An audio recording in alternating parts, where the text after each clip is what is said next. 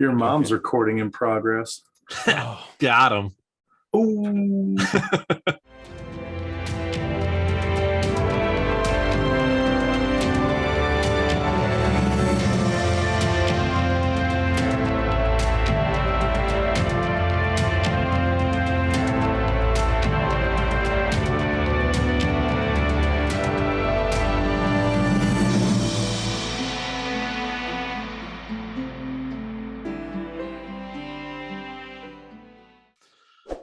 Hey guys, how's everybody doing? You're here to listen to another exciting, wonderful, fantastic episode of the Black Tower Podcast, a Wheel of Time podcast. I am one of your wonderful hosts, Daniel, your Amin Khan Mahale. I sing the songs and wave the flags. I have another one of your hosts, the Bajan Mahale Andrew, trying to figure out where the fuck I should actually put this microphone. Guys, I'm going to be fucking with it for probably the next 10 episodes, which is sad. That's 10 weeks. You gotta get it right. You gotta get it right. You can't not. I'll finally figure it out, and then I'll have an idea that'll turn out to make it worse, and then it'll take me another 3 weeks to get it back to the original spot that it was in. So yeah. Well, it's like my ex-father-in-law used to say, the only enemy of good is better. Hey, everybody. On that note, my name is Josh.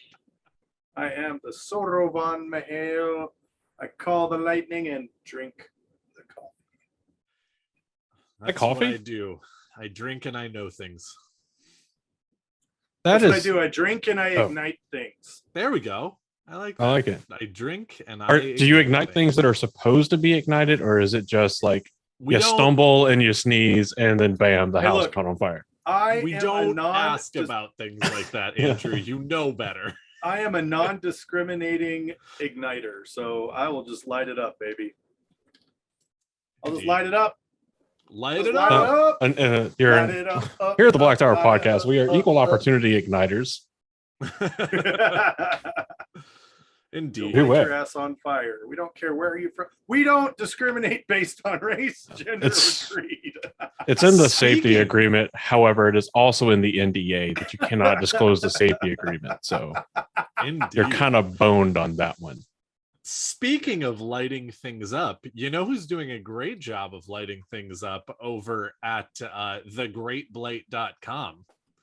That would be Nameless, doing a spoiler-free wiki, which is fucking brilliant.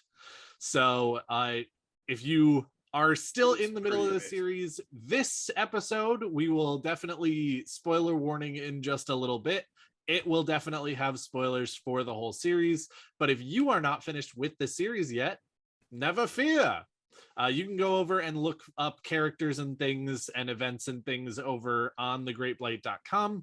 And they have it broken up by book so that you will not go ahead and see anything that you should not see before you actually make it to those events in the book, which is awesome. It also has a great list of content creators, whether they be artists, podcasters, YouTubers, TikTokers, just basically everything that you would want in the content creator realm. If it's got to do with Wheel of Time, it is there. And if it's not there and you don't see your content creation over on thegreatblight.com, fix it. Talk to Nameless. Go ahead and submit on the site and get yourself up on their list of content creators, because you belong there if you are making Wheel of Time content. Once you've finished going and checking who else is over on thegreatblight.com, come and grab all of our information over on blacktowerpod.com and make sure that you have all of our information, whether that be links, whether that be merch, whether that be information about the last Gathering Madness, looking up information for the next Gathering Madness once we have that, all of that different stuff. We also do a few different photo montages from different other conventions and things like that. So go over, take a look. Check out our most recent episodes. If you're already on this one, you probably know about the others. But if you just found us, that'll go ahead and give you the last 4 that we've done as well. So take a look at everything that is on the website. It is your one-stop Black Tower shop. Speaking of people that also enjoy things that we enjoy and have done, quick shout out to the YouTube channel What Up, as I'm sure you all remember and know the channel fondly. John, with his Galwin tattoo. I can't remember what bet he lost to get that. Go and check out John, because not only did he about a week ago from the date of recording this do an interview with the fantastically lovely London River, but he's also one of the lucky few that got a copy of Origins of the Wheel of Time, and he put up a spoiler-free review of Origins of the Wheel of Time, literally within the last 24 hours. So excellent. I need it in go my and check that out. In my eyeballs. And I can't wait, because in between getting other stuff from Amazon today, it is nice to see that it says arriving November 8th. So nice. As there should be no reason that it doesn't arrive November 8th, the first day that it can arrive, considering that, like many of you, I pre-ordered it months ago. Yes, indeed. They've had a while to go ahead and figure that out. All right. But you did not come here to hear us brag about my Amazon purchases. They came here specifically to hear us. That was a sentence that was correct, but it sounded so incorrect in my head. You did not come here to hear us talk about the website and other websites. You came to hear us talk about the Wheel of Time and lots of things therein. So this week we're going to do a slightly better job of getting through plugs faster and get you spoiler warned as quickly as possible, so that we can go ahead and get into our topic, because we all have a wonderful meeting to get to about a convention that is new as of this year. Yeah, as of this year. But if you're listening to it next year, next year. Yes. If you're listening to it in 2023 it was or later, it started in 2022, which we all know was a crazy year. So there you go. Hopefully 15. The world is a better place now in 2050. And wait a minute, are we going to be like the Bill and Ted of the podcasting world? Like in 2050, like the Black Tower podcast united all of the universe in harmony.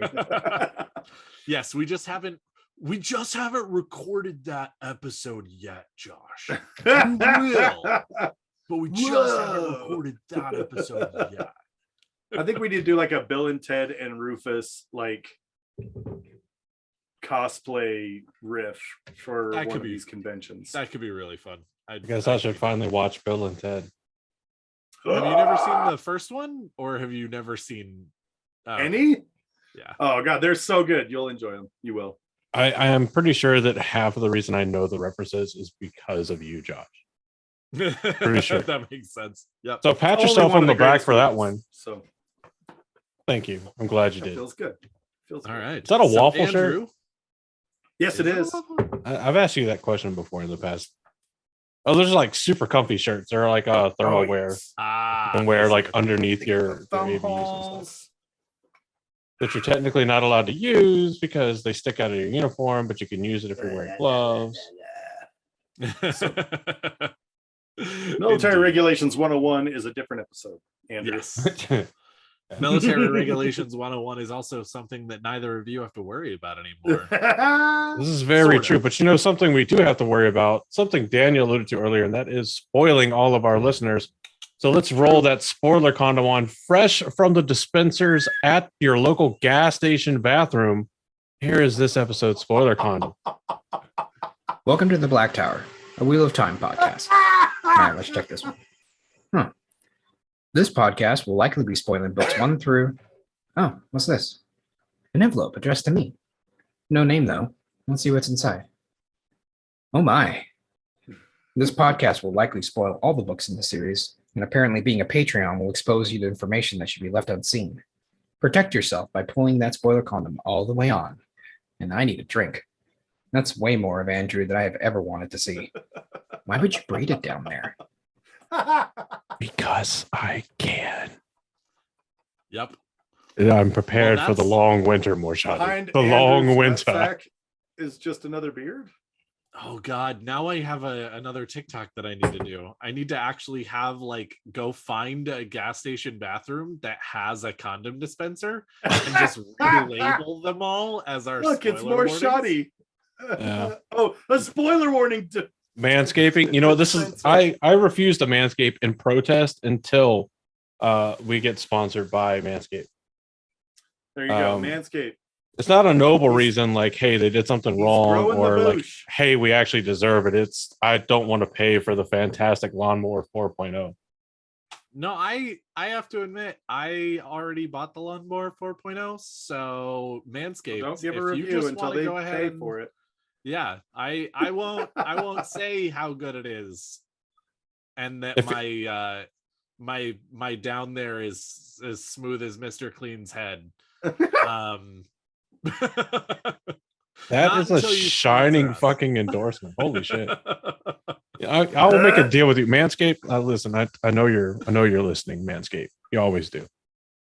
I will buy the rest of the package if you'll just send me the lawnmower 4.0. That's actually pretty good. Yeah. You get the That's very money. generous of you, Andrew. I get smooth balls. It's a good deal. Yeah, exactly.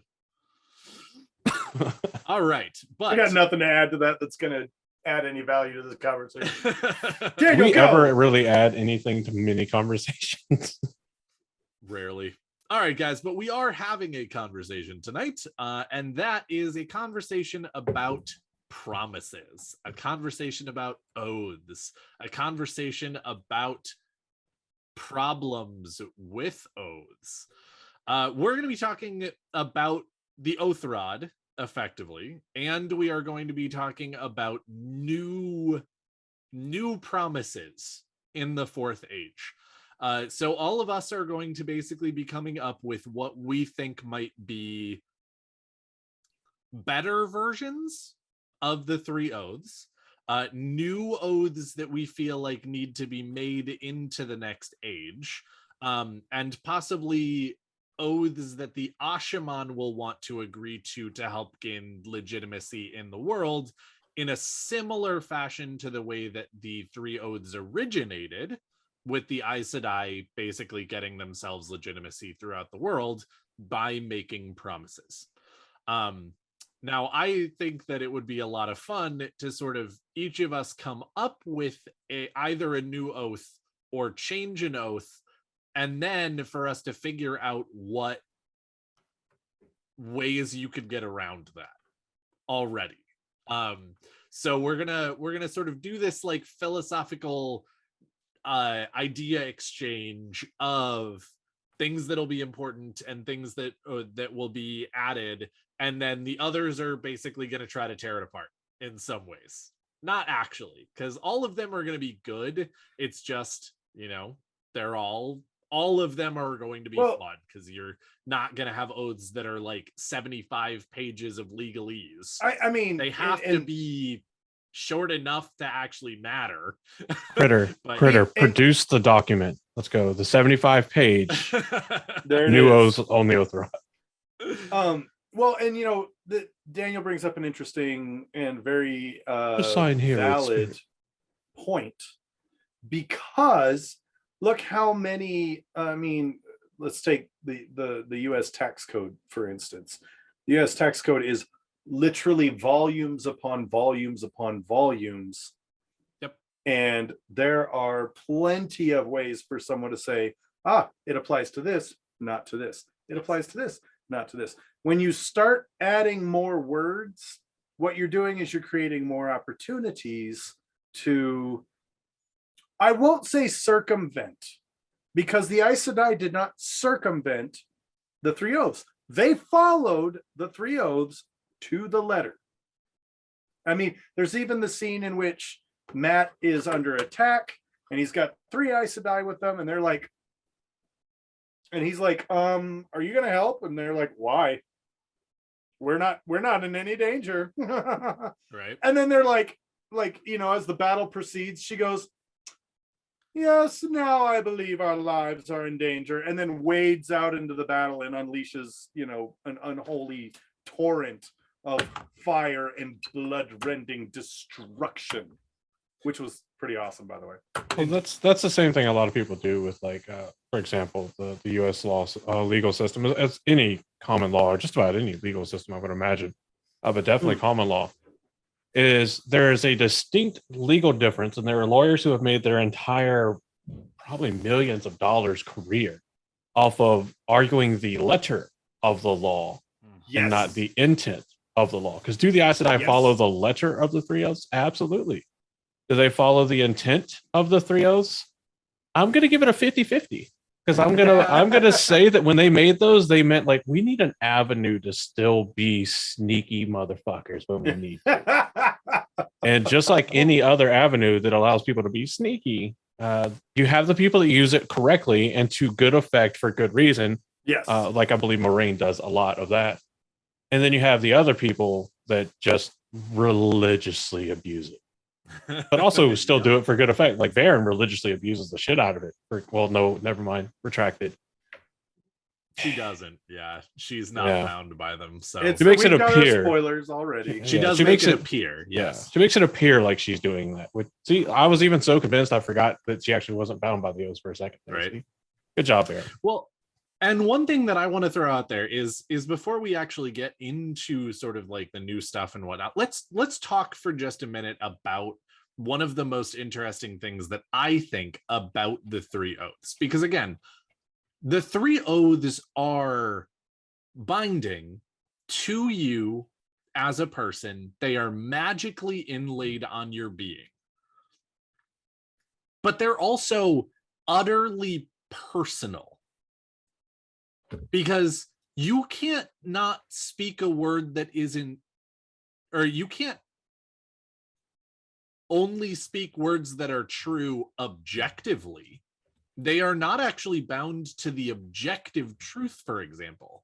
They are bound by your belief in something being true. And again, it's that scene that Josh just brought up. It's not like you can feel in the middle of a battle that the oath let you go because somewhere out in the middle of the battle, unbeknownst to you, there's a sister who's in danger. You actually have to believe on a personal level that you or another sister is in mortal danger before you can use the power. And so all of these are so bound not only by the words that were said in the oath, but also your personal and only your belief in there actually truth to them, which actually, I think that we might very well get another episode in this. But I want to bring up something that Josh actually brought up before we started talking about this, which was actually a little bit of a question of gentling men. The Aes Sedai effectively know that every man that they have gentled has died, and that gentling them was in effect the cause of them giving up on life and dying. Presumably, that would go against the oath of killing, but it doesn't. So, now we have these questions of where does that line get drawn? You can't kill someone unless you're in mortal danger, but it has to be immediate. It doesn't matter if it's 3 months down the road. You can go ahead and speak something that's untrue if you believe it hard enough. Like, again, I don't want to get like super political here, and I'm not going to, but like there are a lot of people out there who believe the earth is flat, or that the election was rigged, or that QAnon conspiracies are true. I'm not actually trying to say that any of those aren't accurate. That's for you to decide. That's kind of what I'm saying here. But again, it's now a question of, if I ask you whether the earth is round and you don't believe it is, and you've taken the first oath, you can't tell me that the earth is round. You believe it's flat. It's one of the craziest things about the oaths to me that I think is so fascinating, and that they start hitting on as soon as the black Aja in the tower is discovered.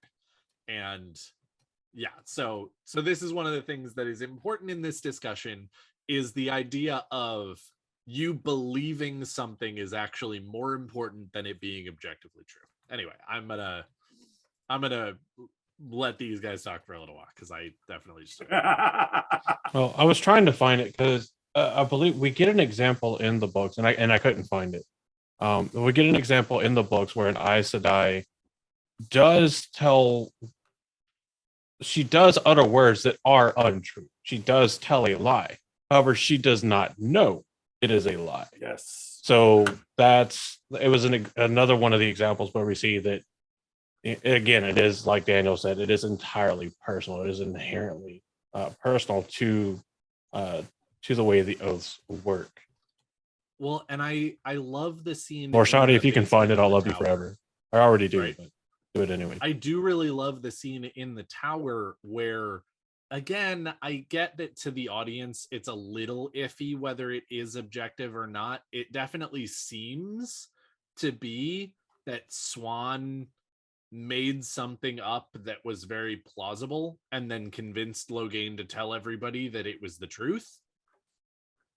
But there is a sister who goes back to the tower from Saladar after hearing this thing that Logain has told everyone, that may or may not be true, and we as the audience have a strong inclination that it's not, that it was actually made up, and she can't tell the other sister. She starts suffocating because she cannot tell the sisters that something that they want to be a lie and we think might be a lie is a lie, because she thinks it's true. And so again, it's so interesting. I love that shit. It's and one of the things I think I love most about that, you talk about the oaths, and I think the TV show, I'm gonna give it kudos, because they did an amazing job of giving us a 5-minute summation of how the oaths work, right?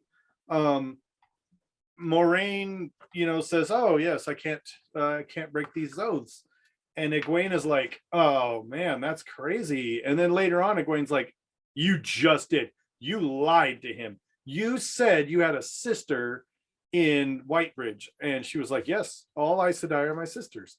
Yep. Well, then you said, and she said, "Yep, I did say that because it's true." Mhm. Well, then you said, and she goes, "Yeah, I did say that. Listen closely." And then she even quotes the book and says, "For the truth you hear is not the truth you think you hear," or whatever the truth, and I said I tell Yeah, you that isn't one. necessarily the truth that you hear. And if you do have hallucinations, the truth in I shows you is not always the truth. And that's where the problem. The says the truth I say do be not all true. And that's Also where this particular oath becomes problematic. Yes. And we've just and I love that this is actually a very beautiful segue into it, because we just discussed the legalese and how the more wordy something is, the easier it is to sort of, where is it? Where's the line? How does it work? But this one is a simple one. Speak no word that is not true. Which is the one I would actually target to read. But somebody else might. I mean, it's like there's a lot of these kinds of things, and Aes Sedai love to have fun with it, and it's great, and it's wonderful, and I love it. So, to your point, Daniel, of finding an oath that is simple and applicable, I gotta say, I think the next oath, unless was there anything anybody else wanted to cover before we jump into the new oaths? Nope. I think this is No. a great time to do that. I was just claiming that mine was going to be a rewrite of the first oath. So Great. Oh, okay. Yeah. We'll hit yours first then, because that's more related. oh, okay. So mine would be a rewording of the first oath to hold on, I got to think about the words because I just realized a problem in my own verbiage. Uh-oh. See, this is where this gets really fun. So to never because I can't even say relay because that would imply that if they think they just heard it from somebody else, then they could say whatever, or if they didn't.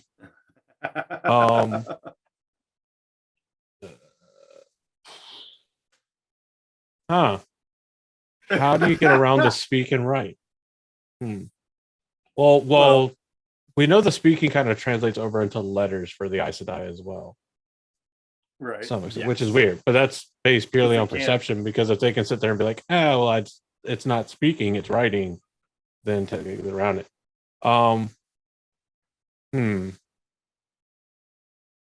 To never provide any statement or word that is a known lie, and to never be able, oh god, this is so bad. It was sounding so good in my head. Oh my god. No, it's really hard. So basically, I'm going to just presume under the same pretense that the speak no word applies to letters for the Aes Sedai in general too. I'm going to go with that. So to speak no word that is a just to never knowingly speak a word that is a lie or knowingly mislead another.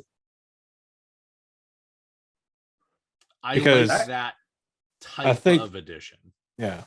I think that by verbiage and by restriction embodies the original intent behind it, while also actually forcing that to be the intent. Which is interesting, rewording an oath expressly meant for the oath rod whenever I don't believe in the oath rod in the fourth age. So there is that. So, but again, it's definitely, so this is another thing that I wanted to touch on real quick, which is, do you guys think that oaths matter even if they're not on the oath rod? And I'm not just talking about oaths in like generally matter. Do you think that they actually have anywhere near the gravitas if they're not made magically sealed onto something like an oath rod? Yes. I would say that an oath made by someone whom you trust actually has greater gravitas, has greater value to me personally, if I know that they can break it and choose not to. They willingly make the loyal choice to keep that oath to me, and that to me is worth everything.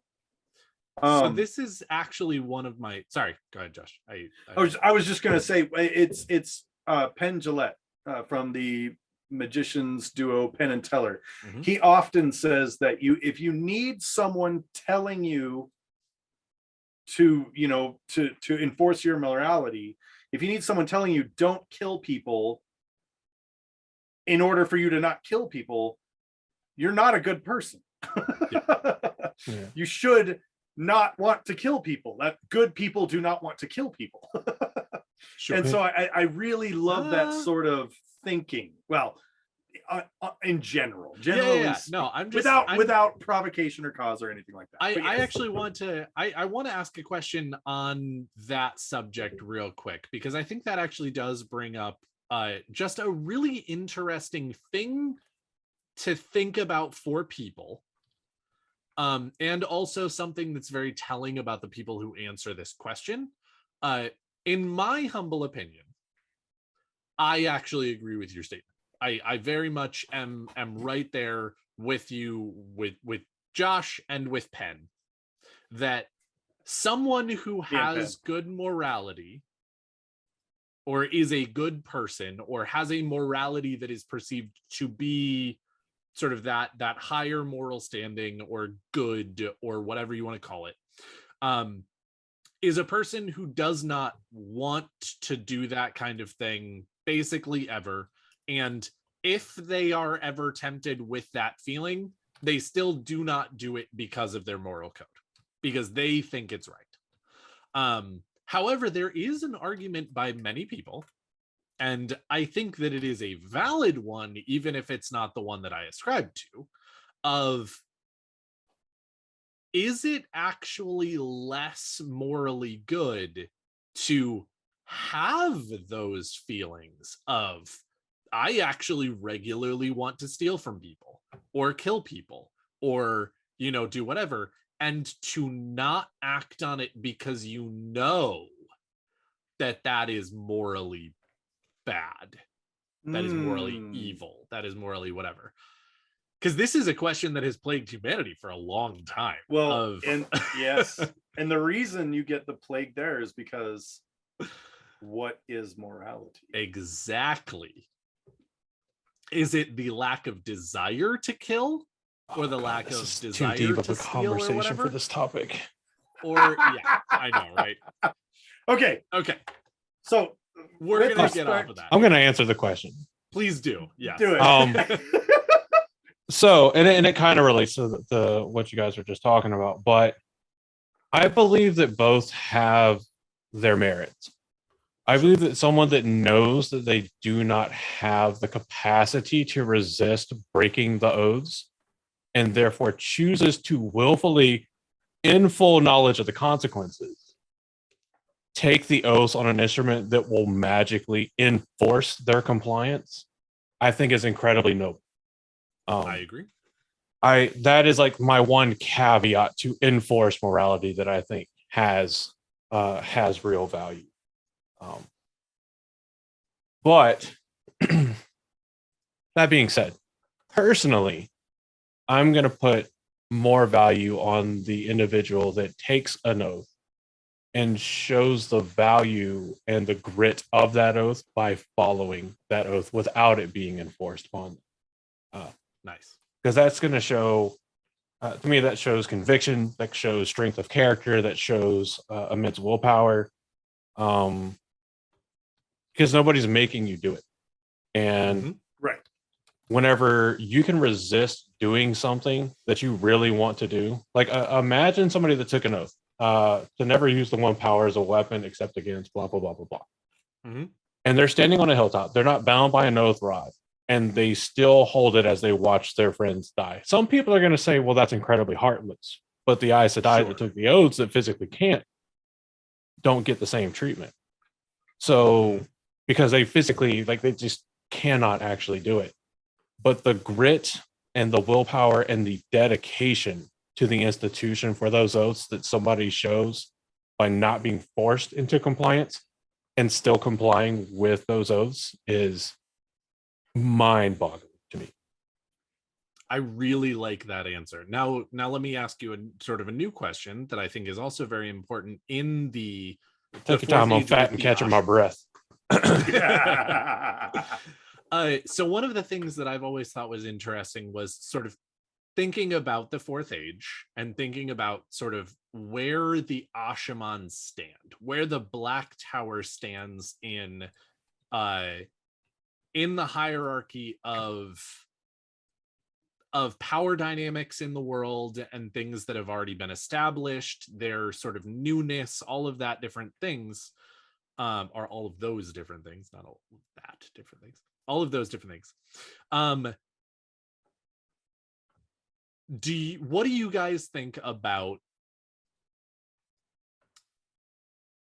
what do you guys sort of feel is the best way for the Ashaman to give themselves that legitimacy by making promises to the world about how they will use power, because they are very powerful.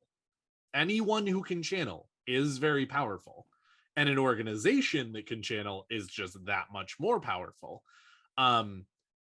I definitely am against an oath rod because we know at least some of, if not the, the majority of the consequences. But at the same time, each individual sort of being responsible for keeping their own oaths, and therefore then punishing themselves when they don't, and blah blah blah blah blah, also seems a little lackluster. So what do you guys feel is other Ashaman keeping you honest a way to sort of do that, where like you don't have to cut off half your life because it's not on an oath rod, but there is still an entity keeping you to those oaths? Do you think it should actually be sort of everyone for themselves, and then each person actually shows their true colors by how well they stick to their specific oaths?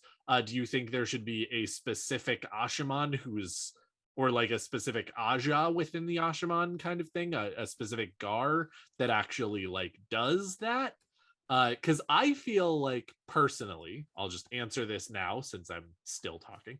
I actually think that a la the thing that Jansen was talking about the other day of like the Gars, I think it would make a lot of sense to, instead of making it magically found by a magical item, that there should actually just be a Gar. There should just be an Aja that actually keeps the rest of the Ajas honest, and keeps them to their oaths without actually making it so that they have to cut off half their life, without making it so that they can't physically break those oaths, but that they're still held accountable to it.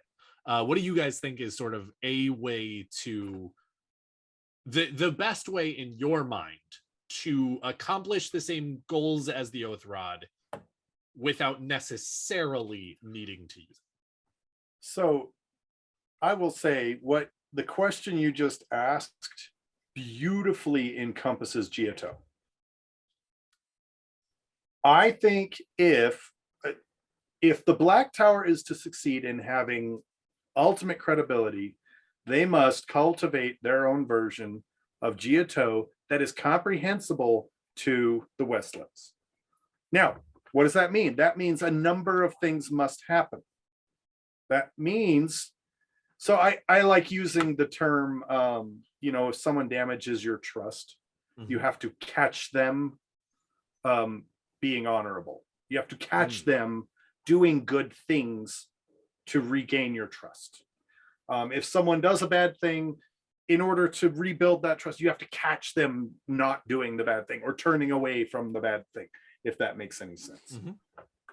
So what you Especially have to have, because theater of doing the right thing in front of you does not necessarily mean, I agree with that. There's a difference between, look, I'm going through the motions, I'm following the steps and putting on a big front to say, look how honorable I'm being. With the Black Tower, you're going to have first and foremost, they're going to have to establish their own sort of sovereignty, or at least carve out their position in the world. Yes. Are they a part of Andor? Do they fall under the Dragon's Peace? Et cetera, et cetera, et cetera. Secondly, they're going to have to get caught being bad, and they're going to have to get caught being good, because not only do people like it when they look up and they say, oh, look, there's Ashaman of the Black Tower. They're amazing. Look how good they're being. They're volunteering at the homeless shelter. They're passing out soup at the soup kitchen. But the other thing is what's more... Andrew doing an interpretive dance to your words is amazing. Continue. What gives more impact is, we've caught a criminal. He did a bad thing. How are you going to handle it? And this is the most challenging one, because this takes supreme wisdom and judgment, and just from the leadership in the Black Tower. And so the mantle, so catching them being good, that's everybody. Andrew and I heard this in the military all the time. When you go downtown, you don't represent yourself. You represent the United States Air Force. Yep. When you go downtown, you don't represent yourself. You represent, the United States Armed Forces. And you hear it a lot, and it's really annoying. But what they don't understand, Represent these nuts. represent these nuts. Just borrowing the military as an What example. kind of nuts are the military? Macadamia, cashew. Yeah, we're not going to get into that. Sweaty. Sweaty. There we go. When you get in, just borrowing the military as and my brother's a Marine. I am not calling all Marines horrible, but what I'm saying is when you have a Marine division in Okinawa that gets ejected because the local government is sick and tired of their bullshit, that's a failure on leadership. Sure. That is something the Black Tower cannot afford if they want to earn the trust of the people in the Westlands. Yes. And so there's those kinds of things. And then the third thing was, I forgot. Oh yeah. Just so the thing is like with when it comes to this, if they want to be able to earn. Oh, and the third thing is establishing their place in the world, which they need to do quickly. As far as any adherence to an oath goes, I think if the Black Tower ever succumb to an oath or an oath rod, I think that will be a failing on the leadership of the Black Tower, and they will be them failing to establish and codify some sort of Giotto. Well, I also, real quick before I let Andrew answer this, because I want to hear Andrew's thoughts very, very much. But I actually love the idea of male Aiel who can channel coming to the Black Tower and teaching Giotto. Oh yeah, I really love that idea, especially because again, at this point, the Aiel are now very embedded in the Westlands as police security, as security, as bringing the law of the land and enforcing the law of the land and things like that. So I loved you bringing up Giotto, because I very much appreciate that in the story there are Aiel who do bad things. There are 100%. But overall, the Aiel are a really good example of actually seeing bad apples, whereas the bushel is good, versus people just using that phrase because it's easier to say that there are bad apples in the bushel when holy fuck, the whole bushel needs some goddamn work. Like, yes. So Andrew, what do you think? Sort of how does the Black Tower establish some legitimacy with oaths without necessarily needing the oath rod? Well, apparently it starts off by messing with one of their earbuds. And now, as per the course, I can't really hear out the left earbud. I'll fix it next chance I get to mute the microphone because I have to blow into it. Anyway. Okay. So honestly, I think the Black Tower is a key to a lot of stuff about the perception of channelers changing. I think it is the key.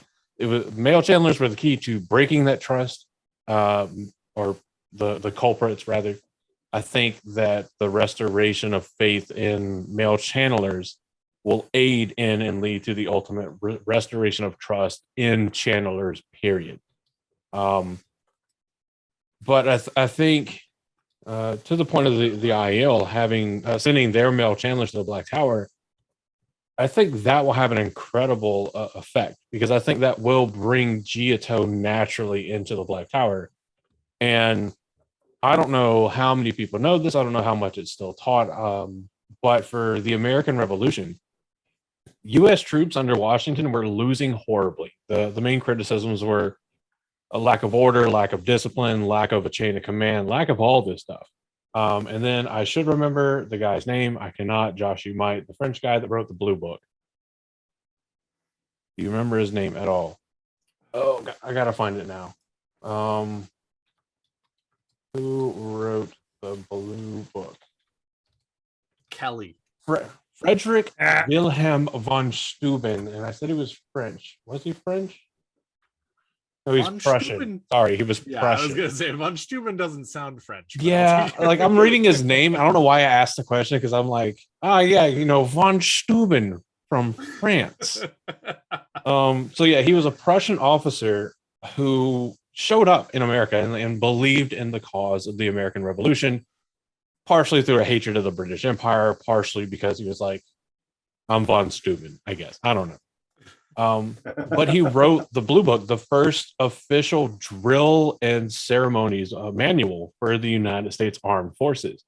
And this is what Washington approved and disseminated amongst the troops for his officers to use and his trainers to use to train up the regular militia to be an effective militia. But it was this assimilation of Prussian tactics and Prussian customs and courtesies that said about this discipline. And I think the same thing is going to happen in the Black Tower. I think they're going to have the IL von Steuben come in and help them write, I don't know, the Black Book or whatever. Yeah, no. No. We don't do that here. Yeah. But I think they'll come in and the Black Tower will have to, or will wind up adopting some degree of Giotto. But, and my apologies, he was actually initially German. He was born in Germany. Von Steuben was born in Germany. Yeah. And crazy thing, he died in Steuben, New York. I wonder what it was named after. It's crazy. Anyway, enough of American history. This is Black Tower future. I think you mean possible American history, because or American future, or American future. There we go. Who knows? The farm actually turns out to be in rural Arkansas. But the first thing that the Black Tower has to overcome, pronounced Arkansas, you idiot. Thank you, Team 4-Star, for that wonderful quote. But the first thing that the Black Tower has to overcome is the male channelers go insane. Male channelers go mad. Male channelers destroy the world. Mm-hmm. And it's such a monumental task to overcome that accuracy from history, that stereotype from history, that if they can do it, I think it will come with such an intrinsic amount of trust that as long as they hold to some code of honor, some code of oaths, that they won't need anything like the oath rod to convince the world that they can be trusted. I think they will be remembered as the most loyal to the Dragon Reborn, the people that fought amongst the hardest to keep things going. There's going to be tales of how effective they were in the last battle, and how after the last battle, the Black Tower veterans aren't turning entire cities into glass. No one is showing up of good intent and just flattening Camelin or anything like that. It's going to take some time. Yeah, and then once it happens after a couple decades probably to get rid of the stereotype, it's going to translate over to an increased amount of trust for all channelers, I believe. So the world will be able to trust and rely on the Aes Sedai. And I think the Sheriam talks about the need for the oaths and the oath rod, and that the need wasn't, we had so many sisters that were just going out and doing horrible stuff that we had to force them to do it. It was the world didn't trust us, and this was the only way we could get them to kind of trust us. And even then, it's still just a kind of trust you. So I don't think the Aes Sedai want the oath rod in general ever. Now, it'll take much longer to get rid of that because that's been tradition for 3,000 years, and the hardest thing to break of a culture is tradition. But I think if you can, if the Ostraman of the Black Tower can show the White Tower that you can be a channeler and you can be trusted and you can not have to go with the oath rod to do it, that the White Tower will naturally drop the oath rod too. And I think that comes together as both the Black and the White Towers coalesce. Ultimately, but yeah, if they can overcome the stigma of male channelers going insane and being, murderous, mad, raving psychopaths, I think that's a pretty good mark in the we can trust these guys, column. Well, and just real quick thought, who's already at the Black Tower teaching how to fight without any weapons, with hands and feet? The Aiel. Who's already there? The Aiel, which means they are going to be having a bottom-up Ji'e'toh influence on soldiers. And as the soldiers move up to dedicated and they start learning weaves and they start working with, more specific weaves and more complicated weaves, and with the sword, I mean, like there's going to be a lot of Aiel integration, because the Aiel, as we know, do not fuck around with their training. No. If I tell you to do this, you fucking do it. Yep. And if you don't, and that's one of the reasons why Egwene is such a badass. She was trained by the Aiel. It wasn't the White Tower necessarily that gave her some of her backbone. She's got backbone from Emond's Field. She's got backbone from the White Tower, but a huge portion of her backbone and her ability to say, we're doing it my way, bitches, is because of her training with the Wise Ones. Yes, I don't want to take any of that away, but I do also want to throw out there a lot of her backbone also actually comes from not being broken by the Shan-Chan. So I think between the Wise Ones and the Shan-Chan, that's really, Egwene is a lot of backbone and deserved. Forged. A lot of deserved backbone. So actually, here's something I now want to, because I think that Andrew brought up a lot of really good points. One of them that I actually want to touch on for just a moment is, obviously, there are two major things about this that are a little wonky, which is, number one, how do you predict the future? You can't really, so you can't necessarily with cards, Daniel, with cards, right, in a crystal ball. So you can't necessarily make oaths that stop all bad things from happening in the future, because you can just have everyone declare oaths on an oath rod that stops them from doing the possible bad things.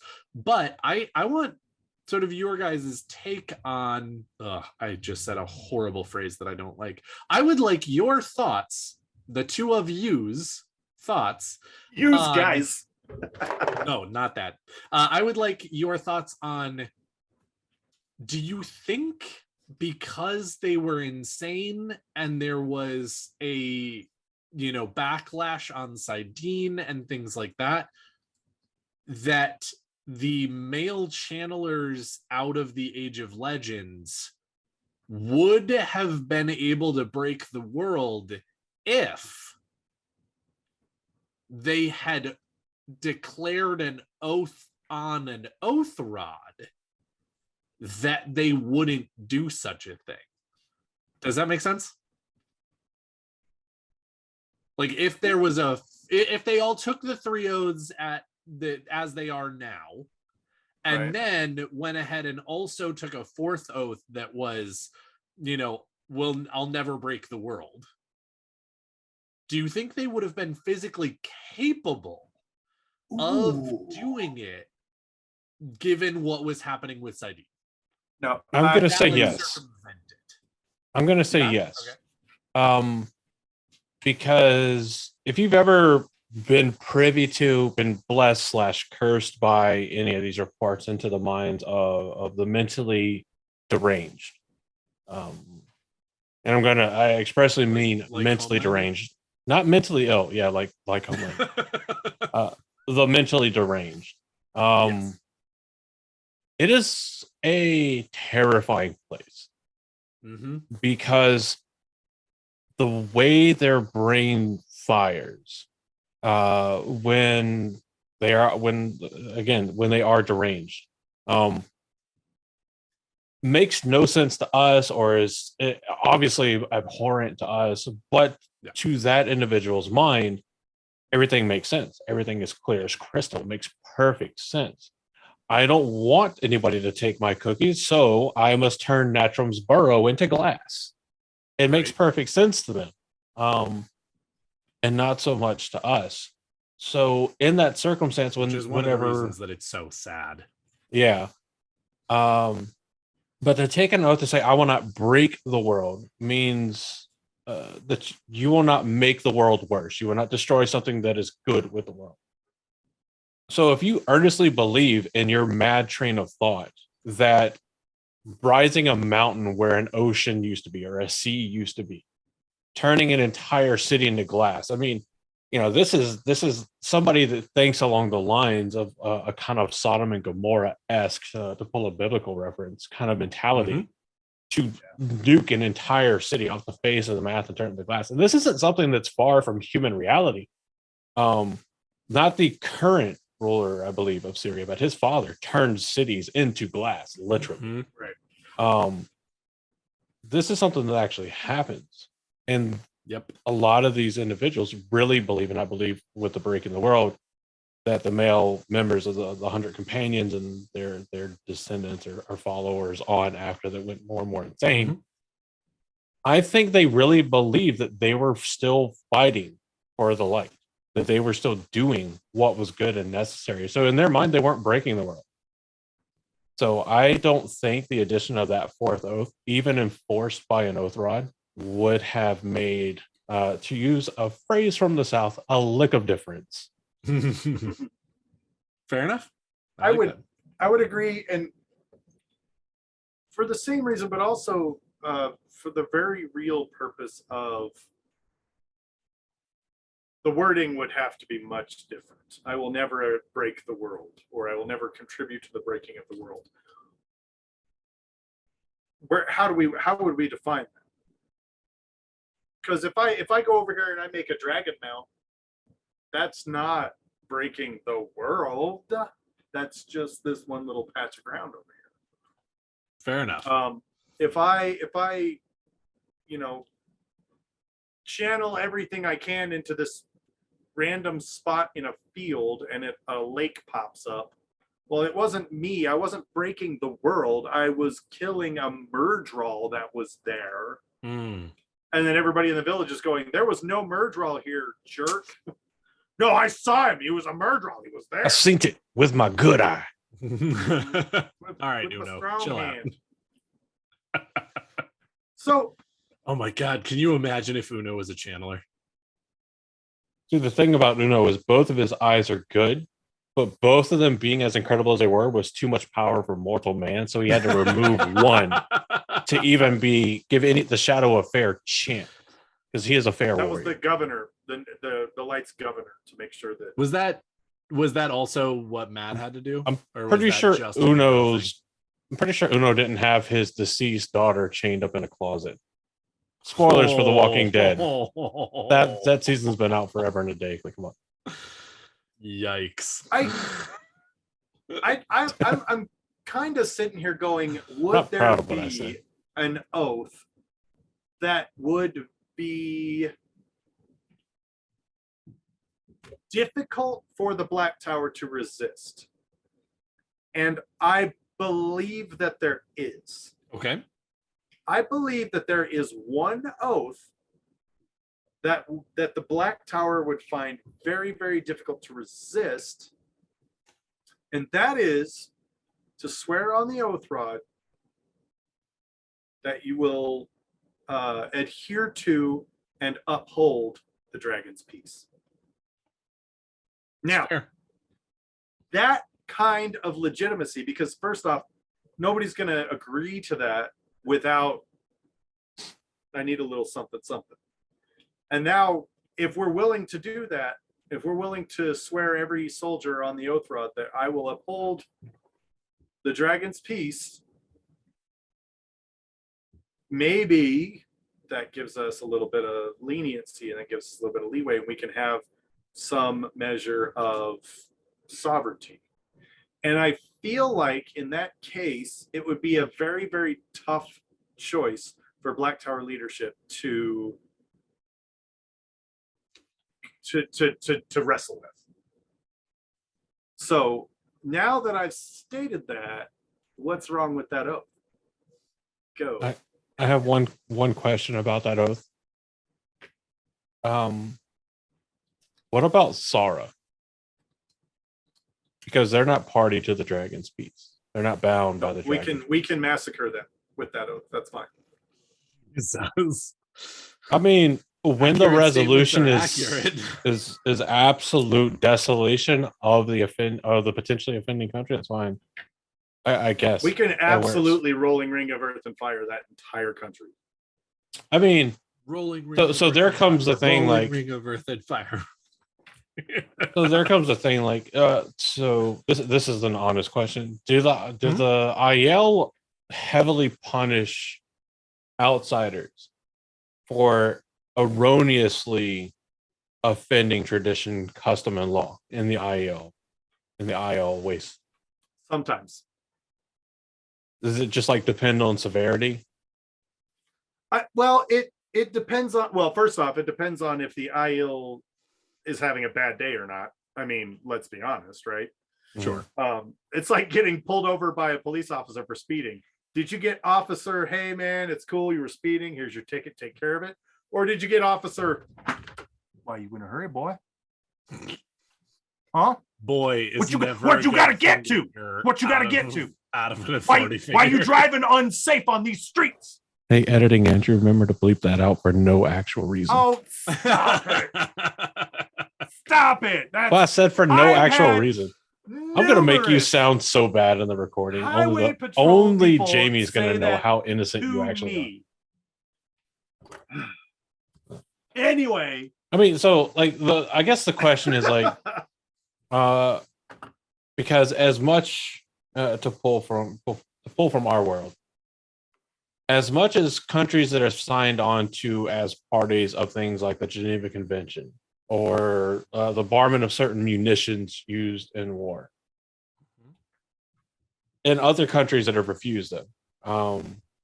Because for example, most countries in the United Nations have agreed to ban cluster bombs and fuel air explosives and thermobaric weapons. Two separate things: cluster munitions, thermobaric weapons. Russia never signed on to the barment of cluster munitions and thermobaric weapons. The United States never signed on to the barment on cluster munitions. In fact, we use them religiously in Iraq and Afghanistan. Well, no, we didn't. That's a lie. That is a lie. But maybe the first trip into Iraq we did. I don't know. right. Because of that, so with that, the United States doesn't have a foot to stand on to condemn Russia's use of cluster bombs, other than the potential targets, right? You know, if you're expressly targeting civilian areas, that's obviously against the Geneva Convention, blah, blah, blah, blah, blah. Sure. So if Sara was never invited to be a member of the Dragon's Peace, because they weren't, then how can they actually be condemned for not following the Dragon's Peace? Because if I was the leader of Sara, whoever the hell that is now, my first thing would be like, whoa, like, you guys never even offered an olive branch. Channelers, go. Because it's going to be a massive bloody war. Mm-hmm. So the big question there is going to be the same thing. Like, why would the Black Tower, a very at the time we're moving into the Fourth Age, a very militant faction of forces in the Westlands, very militarized, very weaponized, very destruction, shock and awe, blood and gore oriented. Sounds familiar. Why would they agree to follow an agreement that by design and by nature leaves somebody else free of that agreement whenever it includes everybody else in the world? I could see the Black Tower being stubborn, digging their heels in and saying, we'll agree once they agree. Well, so Or I think we'll that agree this, if we get sovereignty. I actually really like he who comes with the wine on our Discord actually just mentioned something that I actually really appreciate. In the story, it's not that they don't know that Shara exists. That's absolutely not a thing. They know ethereally and theoretically that Shara exists, but they're extremely isolationist. And so they're not asked to be in the Dragon's Peace because nobody really thinks to include them, rather than there's any good reason that they're not included. Then they show up on the battlefield for the enemy. They absolutely do, because in a lot of ways, we as the audience at least know that they are hard tricked into believing things that are not true. Now, granted, there is definitely going to be a certain amount of animosity against those people who showed up as your enemies on the battlefield. 100%. If you don't believe that that's true, you don't understand how war works. However, it is also true that there are people who are part of the fight, and people who are part of the world, and people who are part of everything that's going on, like the Gray Aja in the White Tower, who that's their whole thing. Their whole thing is treaties, their whole thing is peace, their whole thing is diplomacy. So now that you actually know that Sharans exist and you can do something about it, I really have a strong feeling that it would not be let's go to Shara and just shock and awe and devastate Shara. Well, I think that they would be offered terms into the Dragon's Peace. And granted, I think that it would be a hard road to hoe, because the Sharans don't have the same experience as everybody in the Waste and in the Westlands. But at the same time, I think that they would get offered a place in the Dragon's Peace. It would just be a question of how well can you actually communicate what the Dragon's Peace is and why it's important to people who aren't necessarily dealing with everything that was being dealt with as the Dragon's Peace was being made. Andrew, what's up? I have a question that has absolutely nothing to do with the topic. Okay. The phrase you used, a hard road to hoe. Uh-huh. Is that in reference to the actual construction of the road, or is that like it's hard being a hoe on this road? Like nobody stops, nobody pays. I'm going to be completely honest. I don't know the etymology of that well enough to answer that question. I am pretty sure that it has more to do with the actual making of the road, but I don't know well enough to actually say one or the other. I think you're right, but I'm going to be quiet, and I'm actually going to go look it up because I'm incredibly curious, because I love that phrase. So the term is actually a hard row to Is it? hoe, Okay. and it's farming. It's farming and agriculture. Yeah. Yeah. Fair enough. It's lots of rocks and lots of hard patches and stuff. Oh, it's actually a Merriam-Webster. It's actually way harder to hoe on a farm than it is to hoe in a city. In a city. Ironically, it's harder to hoe on a farm than it is in a city. No, so I love this sentence from grammarbook.com. A hard road to hoe almost seems acceptable, but it falls apart upon closer inspection. Who's inspecting for? Well, somebody actually. I asked the question. Sorry. Anyway, go on. You're the one who asked the question, Mr. Inspector.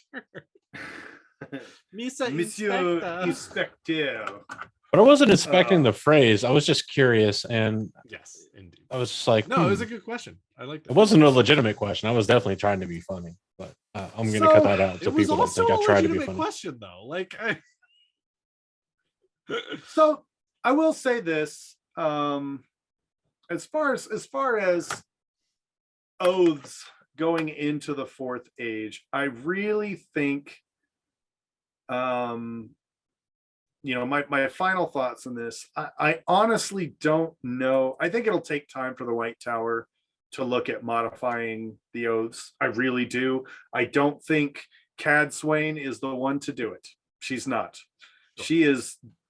Yes, she's very staunch in Aes Sedai tradition. She's very staunch in White Tower tradition.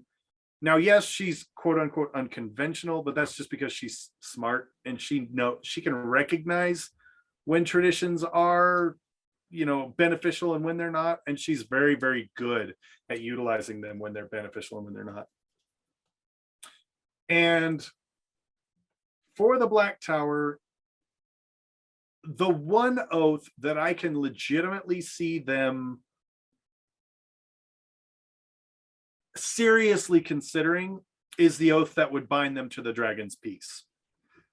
And even then, I think that would only be something that they would even consider if they were given a measure of sovereignty in the process. So fourth age oaths, yeah, that's I think it'd be towards the end of the age before you'd have any movement. Halfway through the age when you have any kind of discussion or debate in the White Tower. End of the fourth age before you'd have any movement on that. Maybe I'm wrong. I don't know, but I feel like you've got Cad Swain. As much as I love her, I think she's going to be undoing a lot of progress that Gawain makes for the White Tower. So Well, things get worse. That's my final better. thoughts on that. And yeah. How long do you foresee the fourth age lasting? Just a really quick question for you. Put it in time scale. Oh, that's a real good question because, I have no idea. That is a fair answer. I'd say bare minimum about 3,000 years though, because that's about what the third age was. So bare minimum 1,500 years before the White Tower even starts their conversation. Maybe time is not only a wheel, but it is also cyclical, so that you have patterns of age transition. I don't know. Spitball in here. That's rude. That is uncouth for public discourse. All right, don't spitball, people. We've been over this. Daniel, what are your final thoughts? I don't want to make you go last this time like I did last time. No worries. Yeah, my final thoughts on this are, they're hard, dude.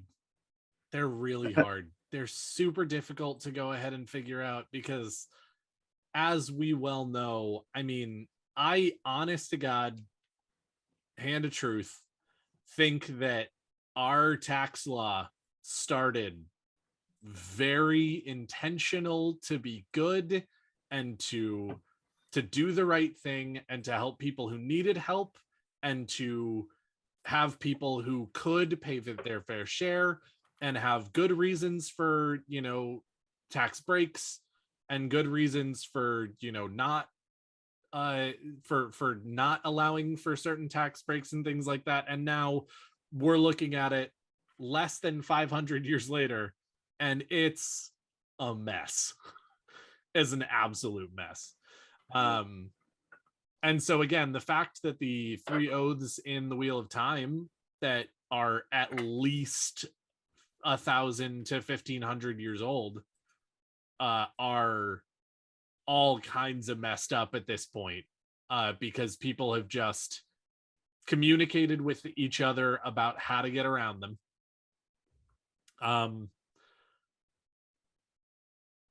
Trying to go ahead and make new ones, trying to have people follow old ones, having people follow new ones, all of that different stuff it's real hard. It's real hard. And I definitely am of the opinion, as we've talked about before, as I know that you guys definitely are to a certain degree, Oath Rod, not the answer. It has too many drawbacks. It has too many bad stuffs. But how you go ahead and actually keep people honest in a world where some people don't want to be honest and some people don't know what honest is, and some people like using their power to get around honesty, is all rough. It is. And so I really like the idea, and hope springs eternal that the Black Tower does it better in this age than the White Tower did in the last one, and that they teach other people how to do it better, and they teach everybody the best way to go forward. But who knows? Who knows? And I feel like oaths are absolutely a way to go, but they are so problematic on their own as well. So I don't know. This is a wonderful philosophical discussion, and I absolutely love talking to you guys about stuff like this. There's obviously not an answer, but you know, it's still a fun conversation. So I'm glad that you guys had it with me, and definitely hope to have more of these in the future. That's my final thoughts. Love it. Love it. All right, Andrew, take us home. Country road. Cannot hear you. Take me home. Thou art muted. Country roads to the place I belong. Black Tower. Dragging my out. Take me home. So Andrew's Almond mic buns. decided it hates him.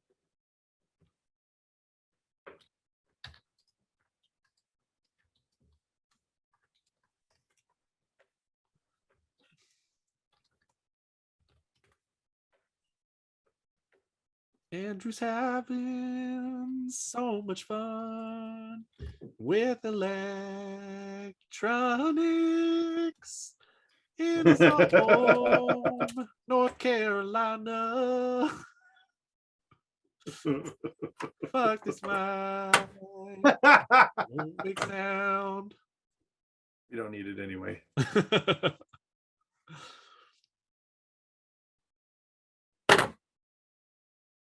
Did you do the thing, Andrew, where you tried to fix it? You tried to adjust it and it broke it as you prophetically announced earlier in the show? The files are inside the computer. Inside the computer? Tippy tippy tap tap, tippy tap. Do you need to stop the recording and come back in and then start the recording again? Is it something with your Stream Deck? Is it something with... Do you have a different mic that you can just wrap it up with? Fixed it.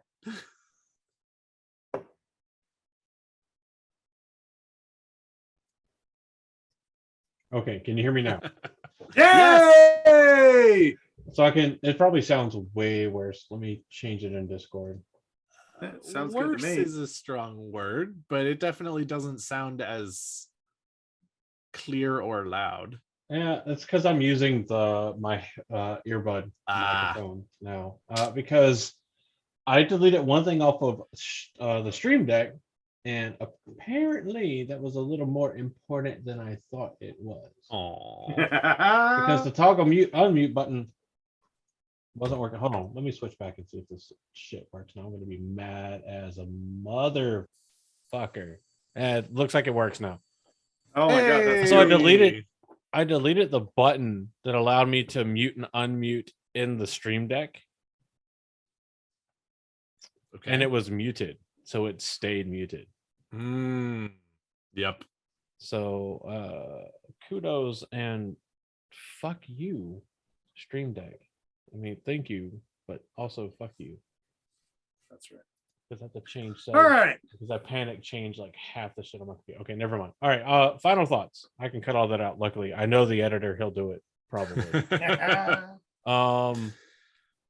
So final thoughts on ye old oaths and shit.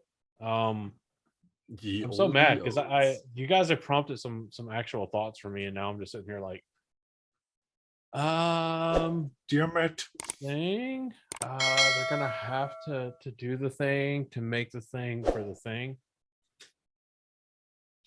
Yeah, I got Make a blue thing for balled the by my thing. own microphone. I thought I was making things better, and I made things worse because I was like watching my voice thing pop up when I coughed, and I was trying to keep all that out. I don't know. I think a lot of what I said about the Black Tower equates to my final thoughts about the oaths. I think the Black Tower is the key. I think if male channelers can restore the faith amongst third world or not third world, what the fuck, fourth age humanity, that it'll come intrinsically with so much trust that it'll lead to the oaths not being necessary in as far as like an oath rod to bind them all. I think it'll be more just like, hey, these are our operating procedures. It'll be SOPs, kind of stuff of, rules of engagement, that kind of stuff. As you guys spoke in regards to my question about Sora, I more and more agreed with both of you that they would just kind of naturally probably enter the fold, especially in the heavily weakened state they are, thanks to Bayo the Wild. JK, that's Damadred. The man dread. Yeah. Damn man dread. But that's it. I think that by the time we reach 75% to maybe the end of the fourth, well, I'm going to say 50 to 75%, the O's are no longer needed. And I go with that because I still maintain that by the end of the fourth age, the world is absolutely destroyed, bombed back to the Stone Age. But There it is. there's that.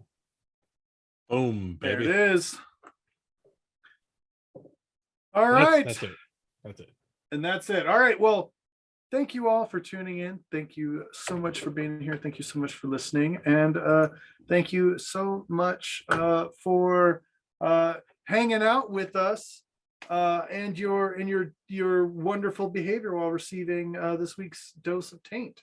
And you there's guys a new have- Except for thing. you. You know who you there. are. Yeah, Cody. Fucking Cody. So for our patrons, those Cody. of you that joined us tonight might have noticed, and I'm going to work, and we're going to work to make it better. We're going to try to incorporate video for our live viewer patrons. I'm still working some stuff out, trying to figure out how I can do it better. If you have suggestions, by all means, feel free to leave them. So if you're not already a patron, blacktowerpod.com, check it out, become a patron. We're trying to do fun stuff here, and you can help us do that. So Yes. I'm pretty excited about it. It's the first time we've actually had video up, and nobody's sitting there and be like, I can hear all three of you 67 times. Oh no. Indeed. no. I know. Well, great. But yeah, we're going to go ahead and hop out of here. Let us know what you think. What oaths do you think are coming in the fourth age? Do you think the Black Tower will assume some form of oath rod? How soon? Or do you think the White Tower will give up the oath rod? Basically, what do you think is going to happen into the fourth age, other What than the heck is a going nuclear on? winter? We all know that that's going to happen because you all agree with me, obviously. On everything. On implicitly. absolutely everything. And if you don't, well, in the famous words of Weekler News, you're a dark friend. So we're going to go ahead.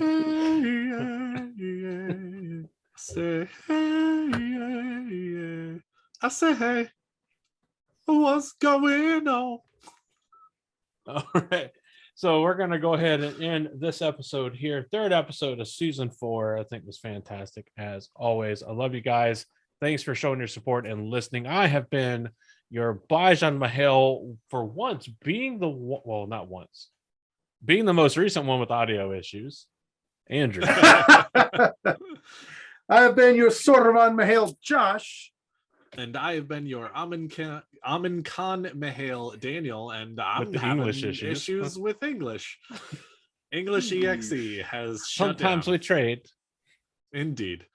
But from all of us here at the Black Tower, again, thank you so much for being here. Thank you so much for listening. We love you all. We hope to see you again next week. And in case we don't see you again, good afternoon, good evening, and good night. Oh, I got to click the button. In the shadows, always watching, always running the show.